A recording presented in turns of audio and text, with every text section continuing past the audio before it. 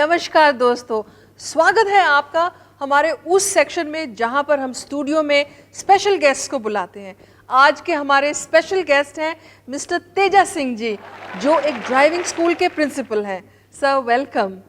Sir, हमने सुना है हाल ही में आपने एक बढ़िया सा ड्राइविंग स्कूल खोला है। International driving school madam, international. हमारे ट्रेन की वो ड्राइवर दुनिया के किसी कोने में भी गाड़ी चला लेते हैं। नहीं, यहाँ हिंदुस्तान में तो हम गाड़ी बाईं तरफ चलाते हैं, बाहर कनाडा में दाईं तरफ। तो आपके ट्रेन किए हुए ड्राइवर बाहर कैसे गाड़ी चला लेते हैं? हमारी ट्रेनिंग ही ऐसी होती है जी। हम अपने चेलों को ये सिखाते हैं कि यहाँ भी गाड़ी सेंटर में चलाओ तो वहाँ भी सेंटर में चलाओ। अच्छा, आपने अपने स्कूल के बाहर इतना बड़ा बोर्ड लगा के रखा हुआ एनआरआई लोगों के लिए स्पेशल ट्रेनिंग। बंदा आपसे पूछे, एनआरआई लोगों को तो पहले गाड़ी चलानी आती है। उनको इंसानों में गाड़ी चलानी आती है मैडम। यहाँ सड़क पे कभी कुत्ता आ जाता, कभी बैल आ जाता, कभी घोड़ा आ जाता, कभी रिक्शा आ जाता, कभी टांगा आ जाता। बहुत कंफ्यूजन है। मुझे लगता है इसी कंफ्यूजन में आपके अंकल जो पिछले हफ्ते इंग्लैंड से आए थे, उनका एक्सीडेंट हो गया। वो एक्सीडेंट तो होना ही था। वो कुत्ते को इंडिकेटर दे के मुड़ रहे थे, आगे बैल खड़ा था, उसमें टकरा गया। कुत्ते की रोड सेंस काफी खराब थी। तेजा सिंह जी, आपके पास जो बच्चे आते हैं, आप सबसे पहले उन्हें क्या लेसन सिखाते हैं? क्लच दबाना, गियर बदलना या ब्रेक लगाना? नहीं, सबसे पहले हम उन्हें चालान भरवाना सिखाते हैं, यानी कि पुलिस वाले को पटाना सिखाते हैं। इसका मतलब है आपके स्टूडेंट्स के काफी चालान होते हैं। आप अगला सवाल पूछिए। अच्छा, ये बताइए कि ये ड्राइविंग स्कूल का आइडिया आपको कहाँ से आया? जो हमारे पूर्वज थे ना जी, दादाजी के परदादा जी, वो ड्राइविंग में बहुत एक्सपर्ट थे। आपका मतलब है जीटी रोड पे ट्रक चलाते थे? नहीं जी, वो पानीपत की लड़ाई में रथ चलाते थे। बिना लाइसेंस के? और रथ चलाने के लिए कौन सी लाइसेंस की जरूरत होती है? मेरा और आपके दादाजी क्या करते थे? वो इंडो पाक लड़ाई में टैंक चलाते थे। Wow, what a brave man! Bharat Pakistan युद्ध में टैंक चलाते थे। कितने बहादुर थे आपके दादाजी। उनकी बहादुरी के क्या कहने जी। टैंक चलाते चलाते उनके हाथ में गोलियां लग जाती थी, फिर भी टैंक चलाते रहते थे। टैंक के अंदर बैठ के उनके हाथ में कैसे गोली लग जाती थी? वो ट्रैफिक रूलों का ख्याल ही बड़ा रखते थे जी। जब भी टैंक मोड़ना होता था, हाथ बाहर निकाल देते थे, उसमें गोलियां लग जाती थी।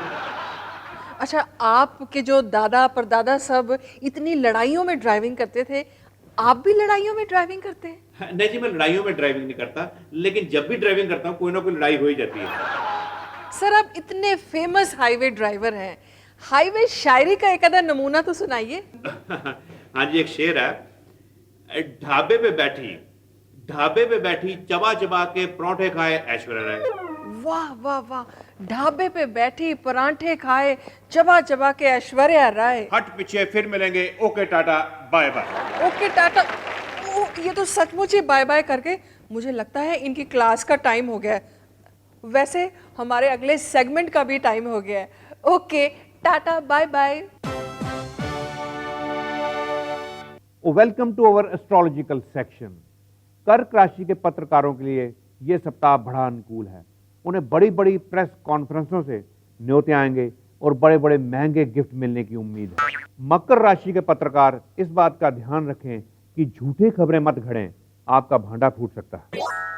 ना और ई से शुरू होने वाले अखबारों के एडिटर्स अपने एडिटोरियल्स खुद ही लिखेंगे और खुद ही पढ़ेंगे, जैसे कि हम अपने इस शो में चुटकुले खुद ही बनाते हैं और खुद ही हंसते हैं। अगर आपकी अखबार की सर्कुलेशन डाउन जा रही है, यानी कि सिर्फ लोग उसे मक्खियां मारने के ही काम ला रहे हैं, तो आप ये उपाय नोट करिए। अलग अलग भाषाओं की 30 किलो अखबारों की रद्दी लेकर उसे जल प्रवाह कर दीजिए, आपकी सर्कुलेशन अपने आप बढ़ जाएगी। हेलो। हेलो। हाँ जी। मैं शंकर भान बोल रहा हूँ, डेली टेंशन का रिपोर्टर। क्या टेंशन है आपको? आप टीवी पर लोगों को उटपटांग उपाय बताकर गुमराह कर रहे हैं। नहीं जी, हम तो लोगों की टेंशन दूर करते हैं। टेंशन दूर नहीं करते, टेंशन में डालते हो। फिर तो मुझे आपकी अखबार का एडिटर होना चाहिए। हम अपनी अखबार में आपका भांडा फोड़ेंगे, आपको एक्सपोज करेंगे। ठीक है, फिर मुझे जरा टाइम पे बता देना है। हम क्यों बताएं? मेरा मतलब, जब आप स्टिंग ऑपरेशन करोगे, खुफिया कैमरा लेके आओगे, तो मैं 2-3 लड़कियां आसपास खड़ी कर लूंगा। उससे क्या है कि जब टीवी रिपोर्ट आएगी तो सीन जरा ग्लैमरस लगेगा। हेलो हेलो हेलो, काट गया। तो दोस्तों, अगले हफ्ते फिर मिलेंगे आपकी नई टेंशन के साथ। ये जो आप यंत्र देख रहे हैं, इंस्ट्रूमेंट देख रहे हैं, ये लेडीज के लिए स्पेशल है और स्पेशली उन लेडीज के लिए जो हैवी मेकअप करती हैं। तो क्या ये मेकअप लगाने की मशीन है? नहीं नहीं, मेकअप उतारने की मशीन है। मेकअप उतारने की मशीन? इसे अगर हम लेडीज के फेस के साथ लगा दें, इधर स्विच ऑन कर दें, खास फ्रीक्वेंसी पर वाइब्रेशंस पैदा होती हैं और सारा मेकअप फट फट फट फट करके इस डिब्बे में आ जाता है, जिसे हम दोबारा इस्तेमाल कर सकते हैं। ये बिजली से चलने वाली मशीन है? हाँ बिल्कुल। तो लेडीज के लिए कोई कॉशन या वार्निंग तो नहीं? लेडीज के लिए खास वार्निंग नहीं है, लेकिन उनके शौहरों के लिए है। लेडीज जब अपना मेकअप उतार लें तो शौहरों को कम से कम 20 मिनट तक उनका चेहरा नहीं देखना चाहिए, घबराहट से उनका दिल बैठ सकता है। भैया आप हमारी इन्वेंशन पे हंस रहे हैं? मैं तो इसलिए हंस रहा हूँ कि मुझे तो अपनी बीवी का चेहरा देखने की जरूरत ही नहीं। वो क्यों? मेरा तो कल ही तलाक हुआ है।